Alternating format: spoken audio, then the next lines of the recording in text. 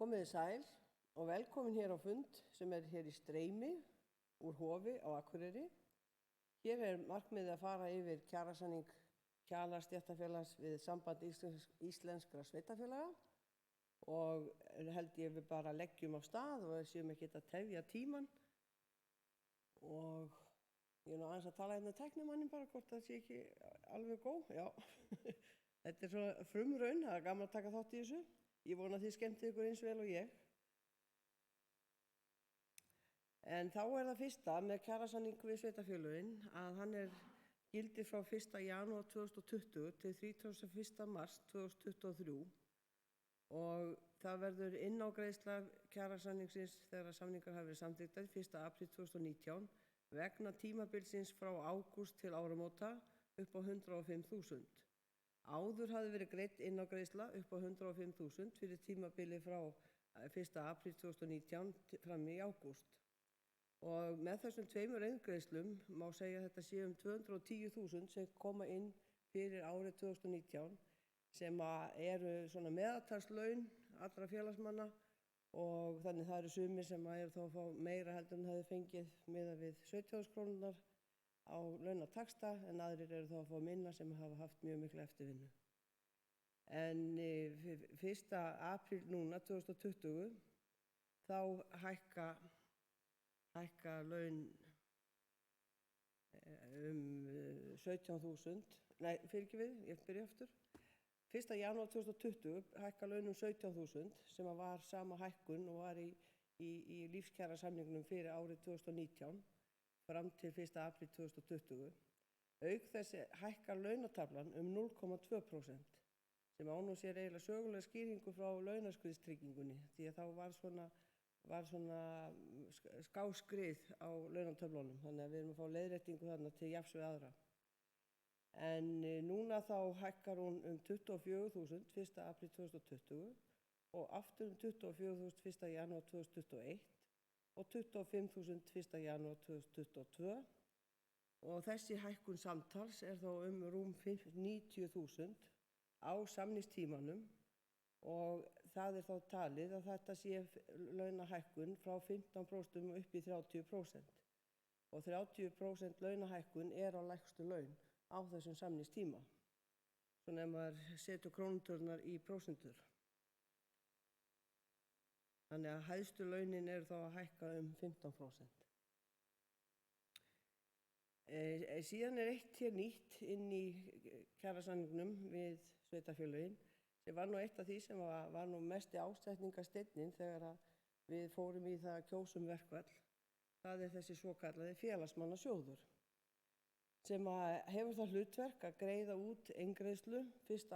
febrúar ár hvert og þessi sjóður hann stóð okkur ekki til boða en eftir samningana þá náðum við því að fá hann inn í samningana þó með öðrum prósentum heldur en aðri sjóður eru en það kemur til vegna þess að meðaltal laun okkar BSRB-félaga eru hærri heldur en annarra og því erum við samt að tryggja með þessu að við verðum með sömu krónutölu í greiðslu 1. febrúar 2021 sem 80.000 krónur. Og sjóðurinn verður vistaður hjá BSRB fyrir alla BSRB-félagar sem eru á kjarasamningi við Samband Íslenskra Sveitarfélaga og verður umsóknarferli og þetta verður kynnt bara síðar þegar búið að samþykkja samningana og stjórn sjóðsins hefur tekið störfum. En með þessum náðum við allavega þeim fullnaða sigri að ná sömu krónutölu til útborgunar til okkar félagsmanna 1. febrúar ár hvert. Þannig að það þarf ekki að horfa endilega á það að innkoman í sjóðin 1,24% á meðan aðri sjóður 1,5%. Niðurstaðan svo sama fjárhæð fyrir alla. Og það var markmiðið og það náðist. Síðan eru hérna nokkur svona atriði í kjarasamningnum starfsmenntamál að hér í gamla greinin að þeir félagsmenn sem hafa starfað í 3 ár gátu fengið launaleyfi í alltaf 2 mánuði til að stunda launað eða viðurkennt starfsnám og það þurfti ekki að vera samfellt, þetta gat verið lotur sem menn voru að fá en samtals höfðu maður rétt á 2 mánuðum en núna búið að auka það upp í 3 mánuði. Og það auðvitað bara líka mun koma sér vel vegna þess að þetta skiptir ekki máli hvaða nám fólk í svo framarlega sem að viðkomandi sveitarfélag telur rauninni bara þörfa á viðkomandi menntun inn í sveitarfélagið. Þannig að skrifstofumaður sem fyrir að læra bifvélavirki, hann ætti að geta fengið launaleyfi til að stunda það nám. Og síðan erum við þarna líka að fá inn í samninginn að þeir starfsmenn sem að ráða sig í störf þar sem ekki er gerð krafa háskólamenntun geta fengið þá háskólamenntun sína metna alltaf 12% til viðbótar við sinn grunn, en þá missa þeir álag sem þeir hafa þá haft kannski fyrir stúdentspróf eða fyrir starfsmenntun. Þeir fá ekki bæði stúdentspróf og starfsþróun ef þeir eru með háskólapróf. Og síðan líka þá það að þeir sem eru í störfum þar sem er gerð krafa háskólapróf, því að háskólamenntaðir hafa val það að velja kjöl stéttarfélag á móts við önnur félög, og þá er líka hægt að meta þar umfram menntun háskólaprófsins í starfi, og þetta á þá sérstaklega við þá kannski sem eru með BA eða BS og eru síðan með masterspróf, en það er ekki gerð krafa masterspróf, að þá geta þeir fengið viðbótar álag vegna þess. Nú síðan er bókun í kjarasamningnum sem er okkur mjög mikils virði, en þar er stefnt að aðild af fræðslusetrinu Starfsmennt sem hefur starfað núna í nærri 20 ár og hefur eingöngu verið í eigu ríkisins. Við höfum hins vegar gert samning við Starfsmennt í gegnum Mannauðssjóð. Þannig að allir félagsmenn okkar sem störfuðu hjá sveitarfélögunum, ef þeir skráðu sig á námskeið hjá Starfsmennt, þá greiddi Mannauðssjóður fyrir þá á þeim námskeiðum. Með aðild okkar að Starfsmennt þá sjáum við fram á það að nú er þetta kannski meira tilbúið að sérsniðnum námskeiðum sem að þjóna sveitarfélögum. Þessi námskeið sem hafa verið í boði hafa þá eiginlega þjóna báðum, bæði ríki og sveit, þannig að þess vegna hafa sveitarfélagsstarfsmenn geta nýtt sér þau, og svo bara almenn námskeið sem nýtast öllum hvar sem menn vinna. En með þessu sjáum við að sveitarfélögin og við verðum meiri þátttakendur í starfsþróun og starfsmenntun fyrir starfsmenn sveitarfélaga og ekki veitir af, þar sem að vegna fjórðu iðnbyltingarinnar og miklu tæknibreytingar sem við stöndum frammi fyrir. Því að nú erum við kannski að sjá fram á það að það er einhver störf sem munu hreinlega hverfa úr þjónustu í sveitarfélagana og einhver önnur verða til sem þarf aðra færni eða aðra hæfni, og þá kemur Starfsmennt þar sterkt inn. En þetta er viljayfirlýsing það að gerast aðild að fræðslusetrinu og verður bara háð samtal við ríkið sem er aðaleigandi að fræðslusetrinu ásamt ríkisstarfsmannafélögunum, þar á meðal okkur fyrir okkar ríkisstarfsmenn, og síðan Samekki sem er langstærsta félagið sem á aðild að Starfsmennt. En þetta er spennandi að sjá hvernig þetta þróast áfram. Nú síðan er bara hérna svona klassískar hækkanir á desemberuppbót. Ég ætla ekki að fara að lesa þær allar upp, en þær eru bara í takt við þessar hækkanir sem hafa verið þá á árunum þarna í launaþróun. Þannig að ég held að mér minnir þetta síðan 2,5% á milli. Nú síðan er hérna með orlofið. Það er að taka miklum breytingum. Og það er nú hérna vegna þess að það kom tilskipun frá Evrópu það er bannað að mismuna fólki í orlofstöku eftir aldri. Eins og þið vitið þá var allir sem voru yngstir 24 ára, þeir voru með 24 daga sumarleyfi, síðan komu 27 dagar og þeir sem voru 38 ára voru með 30 daga eða 6 vikur. Núna náðist það þó í gegn að eftir 1. maí 2021 þá verða allir búin að ávinna sér 30 daga orlofsrétt. En það sem greinin tekur gildi núna 1. janúar 2020, þá er það svona aðeins með öðru sniði heldur hefur verið, vegna þess að þarna klofnar orlofsárið áramót. Þannig þeir sem eru yngri en 30 ára eru þá að fá 26 daga og þeir sem eru 30 til 37 ára eru þá með 28 daga og 38 ára og eldri eru áfram með 30 daga. Lengingin sem kom á orlof ef það var tekið vetrartíma að beiðni yfirmanns lækkar úr 33% í 25%. Við teljum þetta vera mikið réttlætismál og mikill ávinningur, sérstaklega fyrir yngra fólkið, þar sem að þau segja okkur það að þeim dugar ekki 24 dagar til að mæta lokun á leikskólum og öðru. Þannig að þetta auðvitað vissulega mikil kjarabót fyrir þá sem eru þarna alyngstir og barnafjölskyldurnar trúlega langmestar. Nú síðan þá hérna orlofsuppbótin, hún líka bara að hækka eins og desemberuppbótin, ekkert meira svo sem það að segja. Þetta eru þessar tölur og eru borgaðar út 1. maí ár hvert. Og síðan kemur hérna viðbót við greinina vegna veikinda barna, að þá þarna viðbót ef alvarleg veikindi barna á aldrinum 13 til 16 ára sem að leiða þá til sjúkrahúsvistar, að þá hægt að nýta þessa grein fyrir í slíkum tilfellum. Nú síðan kemur nú stærsta málið sem að stytting vinnuvikunnar úr 40 klukkustundum í 36. Þetta eitt af stóru málunum mörg undanfarin ár og vinnutími hefur ekki breyst í allt að því nærri hálfa öld. Þannig það var sannarlega komið tími á það og við BSRB, nú tala ég sem BSRB, höfum verið í samflottum og lagt mikla áherslu á það að þessi vinnutímastytting yrði að raunveruleika. Og núna ætla ég aðeins að spila fyrir ykkur bara hérna myndband sem að BSRB gerir styttingu vinnuvikunnar. Það ekki langt en segir allt sem segja þarf.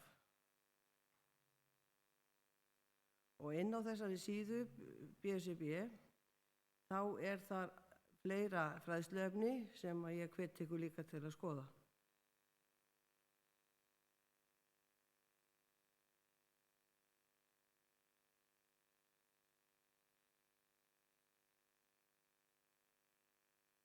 Þetta alveg að koma, við bara bíðum. Þetta 6,5 mínúta að lengd, þannig að hún þarf aðeins tíma til að hérna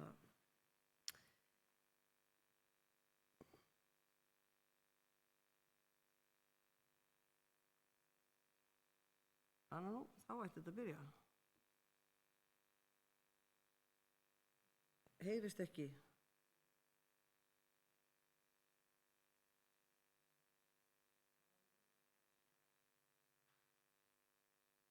Það bíðið aðeins, það þarf að finna hérna hljóðið á þetta. Hvað það sem veldur því? Við finnum út úr því. Ekki bara íta hérna á plúsinn. Hérna.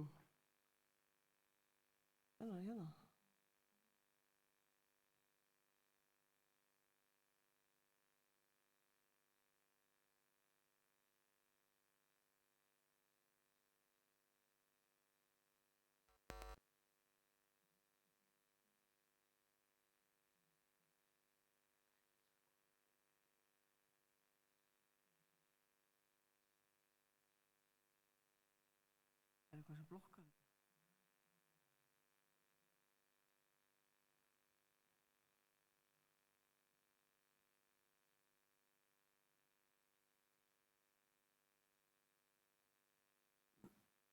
Við skulum aðeins doka eftir Sonju.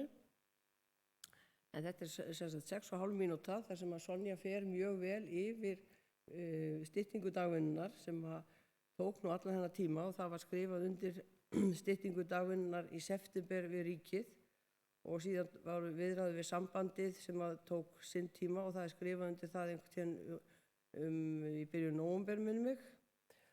En við lögðum mikla áherslu á það að kaffitímarnir færu ekki út, menn hefðu áfram matar- og kaffitíma í vinnutímastyttingunni og þetta væri raunveruleg stytting sem að fólki munaði og skilaði sér í betri líðan og betri samhæfingu fjölskyldu og atvinnulífs.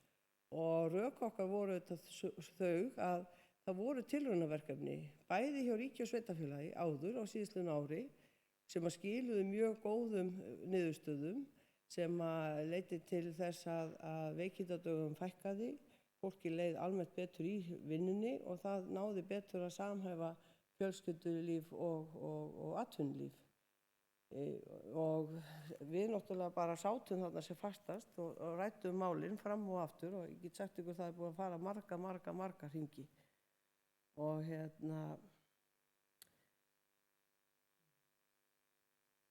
nú er tæknimæðurinn kominn aftur og hann er alveg að græja þetta, ég sé það, þetta er alltaf að koma hérna.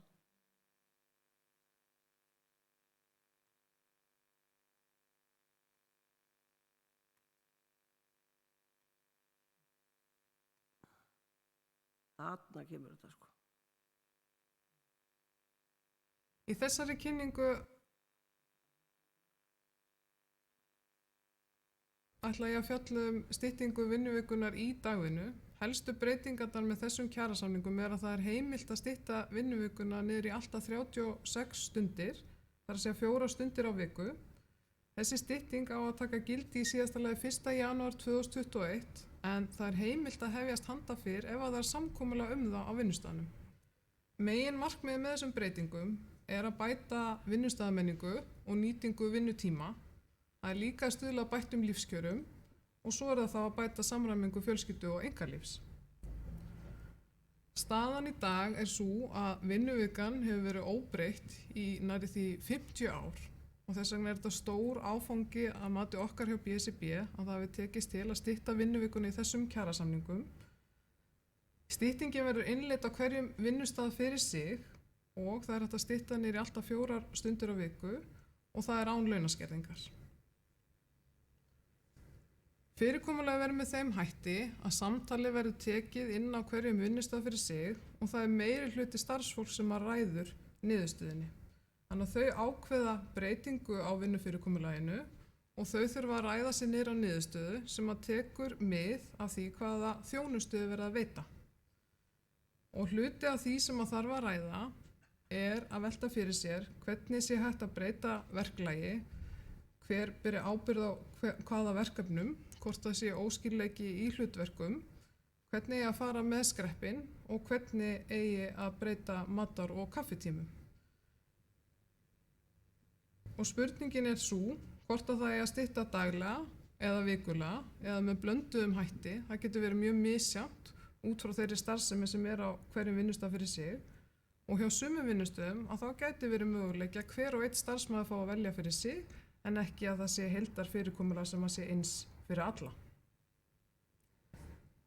Vinnuferlið hefst með þeim hætti að fyrst er skipaður vinnutímahópur sem að forstöðumaður kalla saman og fulltrúar í þeim hópi eiga að vera starfsmenn sem að endurspegla fjölbreytileika starfa inn á viðkomandi vinnustað og þegar nefndin hefur störf að þá mun hún fá fræðslu frá svokölluðum innleiðingarhópi þar sem að verður fjallað það hvernig hefur tekist til á öðrum vinnustöðum, þannig að sé verið að horfa til fyrirmynda og það er verið að leggja upp þær spurningar og samtalspunkta sem að þarf að taka fyrir á vinnustaðnum til þess að sjá hvernig megi stytta vinnuvikuna og síðan er þá unnið að tillögum styttinguna og loks fer það í atkvæðagreiðslu meðal starfsmanna þar sem að þeir ráða niðurstöðunni. Dæmi þær breytingar sem að er hægt að vinna að er til dæmis sú að ef að það er farið í fulla styttingu, það er stytt 4 stundir á viku, að þá geti daglegu vinnutími verið þannig að hann hefjist klukkan 8 en hún ljúki klukkan 3:12 og hluti af því er þá að hingað til hefur það verið venjan hjá opinberum starfsmönnum að þeir taki kaffitímana sína út í matarhléinu og það eru þá 35 mínútur og ef við höldum áfram sama skipulagi á vinnunni að fólk sé að grípa sér kaffibolla og síðan fari í sitt matarhlé, ekki endilega á skipulögum tíma en í kringum hádegið og fái svo líka að grípa sér kaffibolla eftir hádegi að þá er hægt að stytta 4 stundir. Ef að fólk vill hins vegar hafa skipulögð matarhlé á deginu þar sem að þau hafa sjálf forræði á sínum tíma og hann er tímasettur að þá er hægt að breyta styttingunni þannig að það sé ekki að öllu leyti 4 stundir á hverju viku. Annan möguleiki ef að fólk ætlar að fara í fulla styttingu 4 stundir á viku er að mánudagur til fimmtudagur að þá sé unnið á hefðbundnu tíma, það sé mætt klukkan 8 og vinnudegi ljúki klukkan 4 en þá á móti að það sé unnið til hádegis á föstudögum. og það líka hægt að breyta þessum dögum að það sé 1 vikulegur dagur sem tekin undir styttingu og það hægt að velja hvaða vikudagur það Síðan þá líka hægt að stytta mánudag til fimmtudags hálftíma, þannig að fólk sé að vinna frá 8 til hálf 4 en sé að fara klukkan 2 á föstudögum. Það ýmsir valmöguleikar í boði. Það sem kemur til í styttingu vinnuvikunar í dagvinnu að atvinnurekendur að leggja fram styttingu upp á 13 mínútur á dag sem að mun koma sjálfkrafa. En hins vegar byggir það á samtali innan vinnustaðana hvort að þeir sé hægt að skipuleggja sig betur og þannig að stytta vinnutíman án þess að hafa áhrif á starfsemina og stuðla að þessum jákvæðu eiginleikum sem við erum að reyna að ná fram á vinnustöðunum. Ef það næst ekki samkomulag á vinnustaðnum, þá styttist vinnuvikan 65 mínútur á viku eða 13 mínútur á dag og þá verður það þannig að fólk mætir klukkan 8 og tekur sín hefðbundnu matarhlé í 35 mínútur og vinnudeginu lýkur þá klukkan 15:47. Ef það tekið út hins vegar vikulega, þá mætir fólk áfram milli 8 til 16 og getur þá farið fyrr 1 vinnudag, til dæmis á föstudögum, og þá mætir það klukkan 8, en vinnudeginu lýkur þá klukkan 5 mínútur í 3. Síðan hægt að fara aðrar leiðir þarna á milli og velja það hvort að skipulagður matatími sé að einhverju leyti styttri heldur en 35 mínúturnar og þá hægt að stytta vinnutíma sem að því nemur á móti. Breytingarnar eiga að taka gildi ekki síðar en 1. janúar 2021 en það heimilt að hefjast handa fyrr ef að það samkomulag það á vinnustaðnum. Já, það var flott. Þakka þér fyrir, Sonja. En þá bara höldum við hér áfram. En í þessari vinnu allir saman var líka rætt breytingu á yfirvinnu. Og það var auðvitað mikil og erfið vinna. En það kom nú sérstaklega upp í umræðum styttingu vaktavinnunar. En það verður hins vegar breyting á yfirvinnu hjá dagvinnufólki líka. Þannig að hún skiptist í dagvinnu 1 og dagvinnu 2. Yfirvinna 1 verður á tímabilinu frá 08 til 17 og frá mánudögum til föstudags og þá nýja yfirvinnuprósentan 0,9385 af mánaðarkaupi. Yfirvinna 2 þá frá klukkan 17 til klukkan 08 mánudaga og föstudaga og síðan laugardaga og sunnudaga og sérstaka frídaga og þá óbreytt sú sama sem þá í dag 1,0385. En tímakaupi yfirvinnu 2 greiðist jafnframt fyrir vinnu umfram 40 stundir á viku en það þó þannig að menn þurfa rauninni að ná upp í 40 tímana til að fara upp í yfirvinnu 2. Þeir sem eru í hlutastarfi og eru að vinna eftirvinnu, þeir fara ekki á eftirvinnu 2 fyrir en þeir hafa náð þá upp í fulla vinnu og ef þetta mikið að endurtaka sig þá hlýtur að vera næg ástæða til þess að stækka starfshlutfall viðkomandi starfsmanns. En það komið aðeins betur að þessu eftir í styttingu vaktavinnunar en þetta tekur gildi þá núna hjá dagvinnufólki, hjá starfsmönnum sveitarfélaganna. Nú síðan hérna þá stytting vinnuviku vaktavinnufólks sem hófst nú eiginlega þarna í september en ekki að fullri alvöru fyrir í desember og náðist nú það langþráða markmið að þeir sem vinna á vaktavinnu allan sólarhringinn á 3 skiptum vöktum, morgunvakt, kvöldvakt og næturvakt og alla daga ársins geti stytt vinnuvikuna niður í 32 tíma á viku. Og þetta svo langt markmið vaktavinnufólks að það trúir því enginn að þetta sé raunverulega að fara að gerast. En þetta hins vegar ekki þannig að allir sem eru á 3 skiptum vöktum detti bara niður í 32 tíma. Það fer eftir vægi vaktana. Hvað margar næturvaktir, hvað margar kvöldvaktir. En ég held að ég sé ekkert að kannski fara yfir þetta neitt meira í bili vegna þess að hér ég með annað myndband sem hún Dagný sem lögmaður BSRB, þar sem hún kynnir rauninni styttingu vaktavinnufólks. Og nú ætti þetta ganga allt saman snurðulaust, er það ekki tæknimaður? Jú, hann segir þá. Og þá bara íti ég hérna á takkan núna. Þetta myndband 12 mínútur, þannig að þetta tekur öllu tíma. Þeir sem eru ekki vaktavinnufólk. Í þessari kynningu ætla ég að segja ykkur frá styttingu vinnuveikunar hjá vaktavinnufólki. Í kjarasamningunum núna var samið mikla breytingar á vinnutíma vaktavinnufólks. BSRB og aðildafélög þess hafa í fjölda ára verið með kröfu að 80% vaktavinna sé 100% vinna og má segja að gengið hafi verið að þeim kröfum við samningaborði nú, að minnstakosti fyrir hluta vaktavinnufólks. Vinnuvika vaktavinnufólks fer úr 40 tímum í 36 tíma. Þessi breyting gildir fyrir allt vaktavinnufólk. Fyrir vaktavinnufólk sem vinnur utan dagvinnutíma helgar og á nóttunni möguleiki á að stytta vinnuvikuna enn frekar eða allt niður í 32 stundir. Breytingarnar verða gerðar án launaskerðingar. Breytingarnar eru umfangsmiklar og eru gerðar með heilsu, öryggi og jafnvægi vinnu- og einkalífs starfsfólks og öryggis skjólstæðinga að leiðarljósi.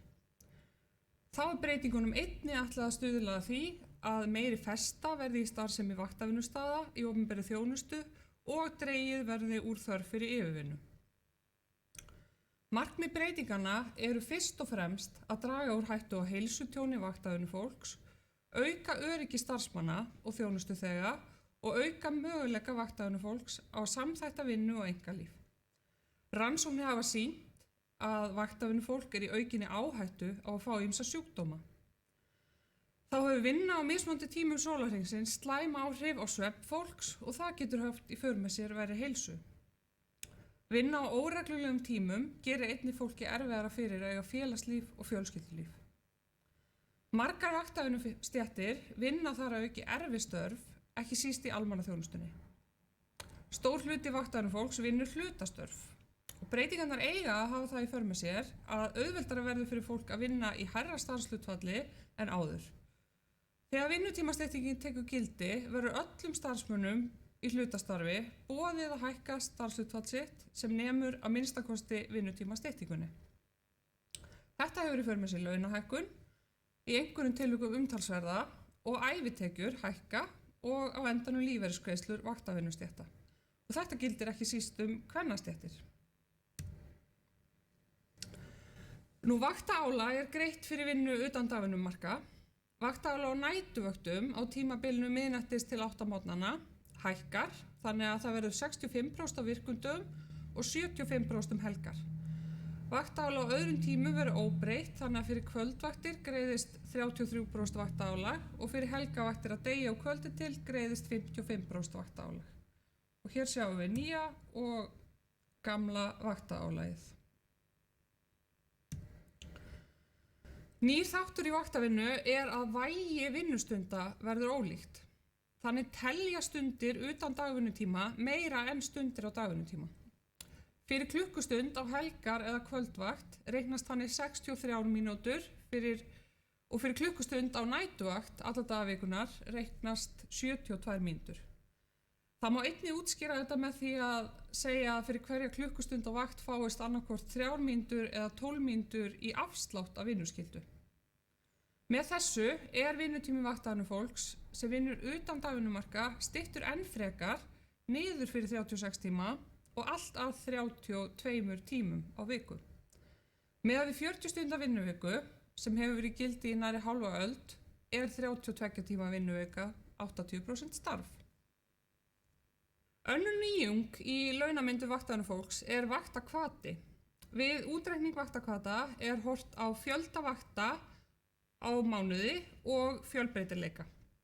Vaktir eru flokkaðar í 4 flokka, dagvakt, kvöldvakt, helgarvakt, allur sólarhringurinn helgi og nætuvakt, þá á virkum dögum. Til þess að eiga rétt á vakthvata þarf viðkomandi starfsmaður að mæta minnst 14 sinnum til vinnu í minnst 2 flokka vakta á mánuði. Svo eru 2 gólf, má segja, til þess að vaktir telji inn í flokk þurfa minnst 15 tímar að vera í hverju flokki og starfsmaður þarf að auki að vinna minnst 42 tíma utan dagvinnumarka til að eiga rétt á vaktakvata. Vaktakvatinn á að tryggja að vaktavinnufólk í fullu starfi lækki ekki launum við breytinguna. Og þá á hann einnig að hvetja til þess að vaktabyrði sé deilt á milli starfsmanna. Og vaktakvatinn hvetur einnig til þess að vaktir séu skipulagðar með heilsu og öryggi starfsfólks að leiðarljósi, þannig að það dregið úr hvata fyrir langar vaktir og stubbavaktir. Og vaktakvatinn greiðir sem hlutfall af mánaðarlaunum samkvæmt töflunni sem sést á glærunni og það þá á bilinu 2,5% til 12,5%. Það eru líka gerðar breytingar á yfirvinnu og eftir gildistöku breytingarna verður til yfirvinna 1 og yfirvinna 2.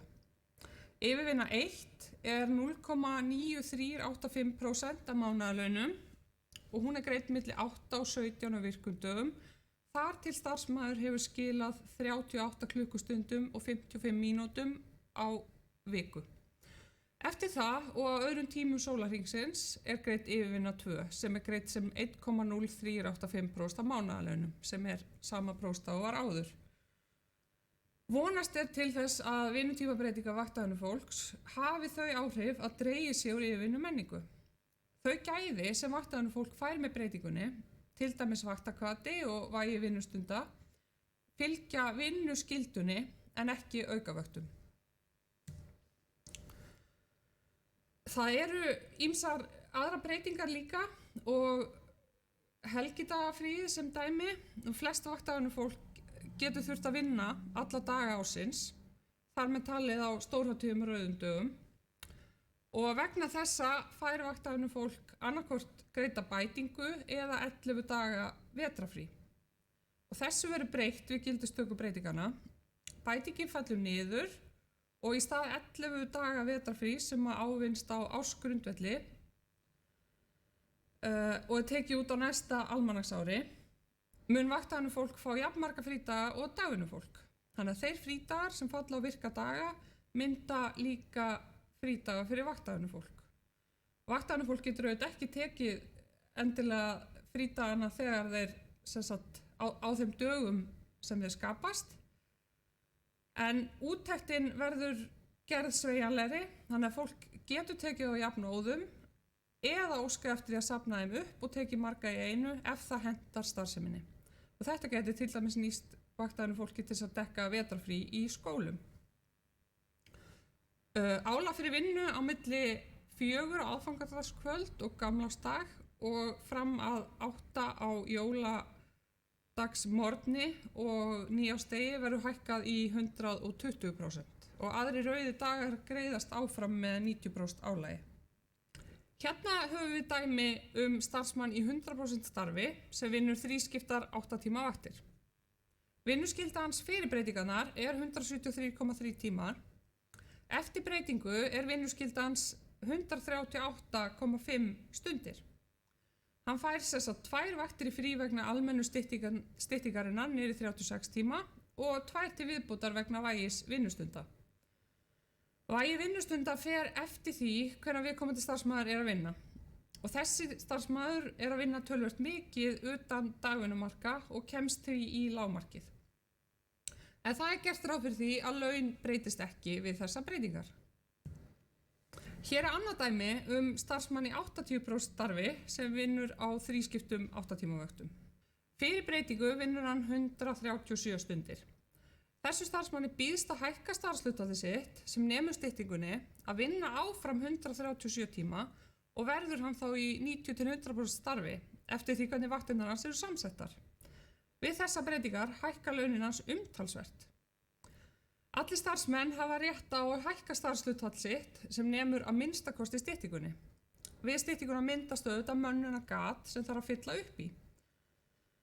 Og starfsmanni getur líka kosið að stytta vinnuvikuna sína niður í 125 stundir og vera þá áfram í 80% starfi.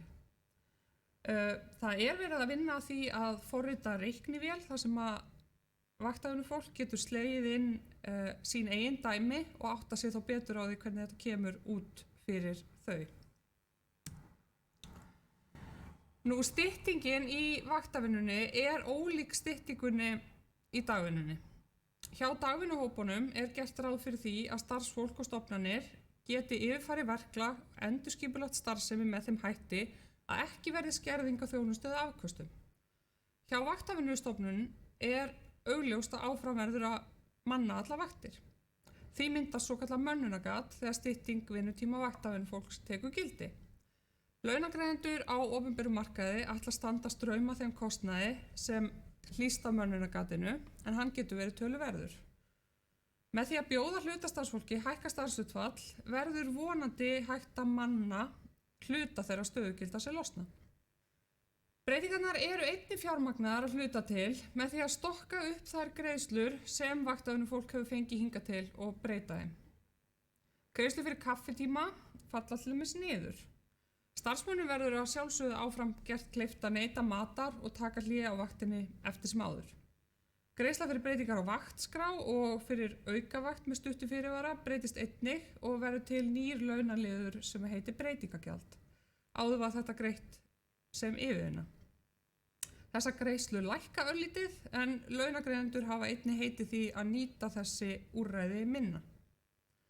Þannig var til dæmis samið að drög á vaktskrá að liggja fyrir 6 vikum fyrir fyrstu vakt og endaleg vaktskrá liggi fyrir 4 vikum fyrir fyrstu vakt.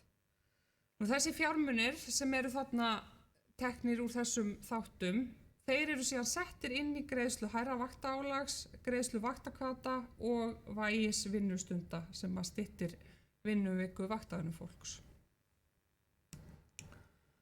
Breytingarnar eiga að taka gildi 1. maí 2021. Nú, þetta umfangsmiklar breytingar og krefjast mikils undirbúnings. Í einhverjum tilvikum getur þurft að breyta vaktafyrirkomulagi eða vaktskrám. Og því starfsfólki sem í hlutastarfi verður boðið að hækka starfshlutfall sitt með góðum fyrirvara. Ef það kemur í ljós að heilir hópar starfsmanna koma illa úr breytingunum, þannig að hvatarnir sem kerfið að skapa ná ekki til þeirra, þá verður tekið sérstaklega á þeim málum með það að markmiði að starfsmenn lækki ekki í launum. Samningsaðilar munu fylgja breytingunum mjög vel eftir og verða reglulega mælingar gerðar yfir samningstímabilið. Þannig á meðal annars að fylgjast með veikindafjarveru, launum, starfshlutföllum og starfsánægju starfsfólks. Já, takk fyrir þetta, Dagný. Þetta eins og þið sjáið og heyrið að þetta þetta talsverð mikið breyting og eiginlega algjörlega vaktavinnu umhverfinu snúið á haus og við vonumst svo sannarlega til þess að þetta verði til þess að bæta vinnuskilyrði og velja vaktavinnufólks. Því allar rannsóknir styðja það að það tekur á að vinna vaktavinnu og það tekur miklu meira á að vinna á næturvinnu heldur en aðra vinnu. Þannig við vonum það svo sannarlega að þetta gangi eftir og það þarna gert ráð fyrir mikilli eftirfylgni á þessum breytingum og það á enginn að lækka í launum. En launasamsetningin öll komin á öðru vísi heldur en áður hefur verið.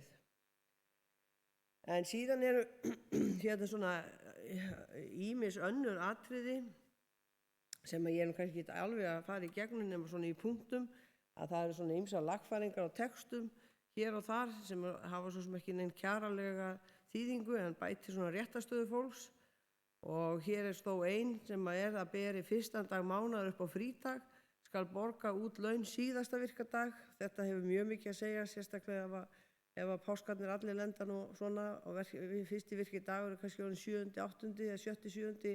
einhvers mánaðar, apríl eða mars, að þá náttúrulega bankarnir strax búin að draga dráttarvexti og ýmislegt af fólki, þannig að þetta vonandi liðkar til þess að það verði ekki. En síðan lækka framlag í orlofssjóð 0,1% og lækka framlag í mannauðssjóð 0,1% og var þetta eftirgjöf af okkar hálfu til þess að ná inn félagsmannasjóðnum. Við þurftum að leggja eitthvað inn og við lögðum þetta tvennt inn í þann sjóð. Þannig að við teljum það að orlofssjóður, hann mun lifa þetta af sér. Húsin ekki að fara neitt. En síðan þá bókun eða viðbót í kaflanum vinnufatnað að starfsfólk í Sundstaða, það fær sólglerugu eða smelt sólglerugu á sín venjulegu glerugu. Og þetta auðvitað svolítið sérstakt að þurfa að vera að setja þetta kannski inn í kjarasamning, manni kannski finnst þetta sjálfsagður hlutur, en þetta ekki sjálfsagt, en þetta mjög mikið öryggisatriði að þeir sem vinna á sundlaugarbökkunum hafi sólglerugu og við viljum auðvitað að þeir hafi alla sína bestu aðstöðu.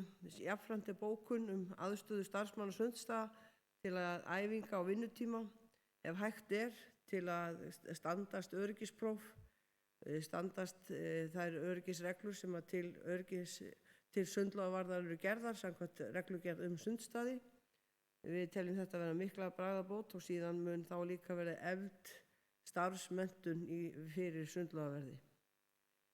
Nú síðan kafli ný grein sem á að vera þannig að hún tryggi frekar greiðslur vegna starfsfólks á ferðalögum með íbúa sem að búa á heimilum fyrir fatlað fólk. Þeir eru til dæmis að fara á bocciamót eða eitthvað slíkt í 2-3 daga og nú á að vera búið að ganga þannig frá að starfsfólk á ekki að þurfa að standa í neinu slagtogi þessar greiðslur. Nú upplýsingaskylda vinnuveitanda við nýráðningar kjaratengd efni. Þetta sett inn í grein ráðningarsamninga.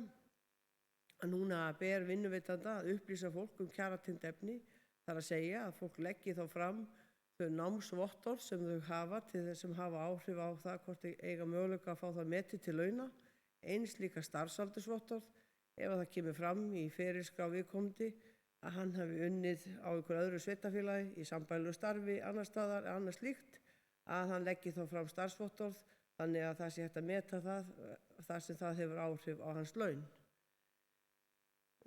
Síðan sem sagt heimilt að ráða fólk tímabundið til starfa eftir að það hefur náð 70 ára aldri, þó ekki lengur en 72 ára. Ég held að þetta alveg nýtt inn og var í kjarasamningum hjá okkur en í lögum hjá ríkinu, þannig að þetta fer ekki inn hjá ríkinu. Og síðan hér tryggð ein grein í kjarasamningi leyfi frá störfum vegna mæðraskoðunar og það auðvitað þannig víðsvegar út land að það koma ljósmæður í héruð og þeir koma bara á ákveðnum tilsettum dögum og þá því sem sagt tryggt í kjarasamningi að þær konur sem eru vanfærar að þær fái leyfi frá störfum og haldi launum og meðan þær færi mæðraskoðun. Og síðan bókun endurskoðun á starfsmatinu því það á að endurskoða það á 5 ára fresti og nú komið að 5 árum síðan það var endurskoðað síðast, þannig það verður á að ráðast í það verkefni nú í haust. Og síðan bókanir sem á vegum BSIB veikindarétt vegna mismunar aldurs, launaþróunartryggingar og jöfnun launa milli markaða. Og ég hvet ykkur bara til þess að fara inn á síðu BSIB sem linkuð af síðu Kjalar, þar sem það eru stuttir fyrirlestrar stöðuna á launaþróunartryggingu og jöfnun launa milli markaða sem í kjölfar jöfnun lífeyrisréttinda á milli markaða. Mjög mikilvægt samtal sem þarf að eiga sér stað jöfnun launa milli markaða. Nú samningsforsendurnar þessar að náist samkomulag á almennum vinnumarkaði breytingar á kjarasamningi þeirra, svo sem vegna hagvaxtar auka, skulu aðallega taka upp viðræður hvort og þá með hvaða hætti slík breyting tekur gildi gagnvart samningi aðila og síðan líka þá verði þeim sagt upp á almennum vinnumarkaði að þá þarf að tala saman. Þetta rauninni bara svona varnaglar fyrir einhverju breytingu. En þannig þetta svona bara stutt útgáfa af kjarasamningi við sveitarfélögin og var auðvitað megin áherslan stytting vinnuviku vaktavinnufólks var megin áhersla í kjarasamningunum. Þar af leiðandi gerðum við samning sem byggir á lífskjarasamningnum, það að segja 90.000 á samningstímanum og lögðum alla orku í styttingu vinnuvikunar. En rafræn kosning kjarasamningana hafin og stendur hún til klukkan 10 mánudaginn 23. mars og þetta afar mikilvægt að allir taki þátt í þessari kosningu. því að því þannig fáum við auðvitað ekki skýr skilaboð frá okkar félagsmönnum og við vorum afar stolt af félagsmönnum okkar sem kusum verkfall. Við náðum 70% þátttöku og við viljum ekki hafa minni þátttöku núna kjarasamninginn. Og þetta í fyrsta sinn sem við erum með rafræna kosningu kjarasamningana. Við höfum alltaf verið með þetta póstkosningu en þar sem að þetta tókst svona vel með kosningum verkfall og bara margt annað í þjóðfélaginu sem veldur því að því líka rafræn kosning núna og því óskar stjórn félagsins eftir því að allir taki þátt svo niðurstaðan verði þannig að hægt sé að taka mark á henni og helst yfir 50% þátttöku. En annað var það ekki og bara takk fyrir að vera með í dag og ég vona að við eigum svo eftir að stíga saman og ég vil bara óska okkur öllum velfarnaðar á komandi vikum þar sem hver og einn þarf að finna sinn takt og hlusta eingöngu eftir því sem að almannavarnateymið váina sem hvílir yfir landinu en ekki eftir sögum götunnar. Því þetta mjög góðar upplýsingar sem koma fram hjá þeim og það þeir sem við stígum dansinn með en ekki öðrum. Og ég alveg sannfærð það að við komum sameiginlega út úr þessu og sterkari sem þjóð þegar þessu tímabil lýkur. Góðar stundir.